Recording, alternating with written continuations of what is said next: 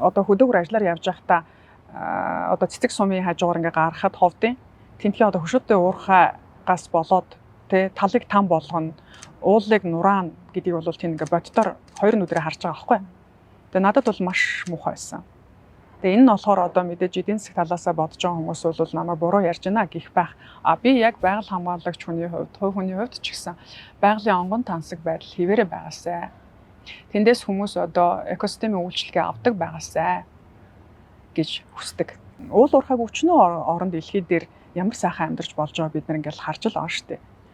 Тийм учраас бид нар яагаад энэ гадныхан ирээд та нар энэ хിവэр нь хадгалаарай гэж гуугаад байдаг тэр байглаа эргэлтэнд оруулж болдгүй юм бэ? Манай энэ олон гавьяат эдийн засагчид энэ тухай яагаад боддгүй юм бэ?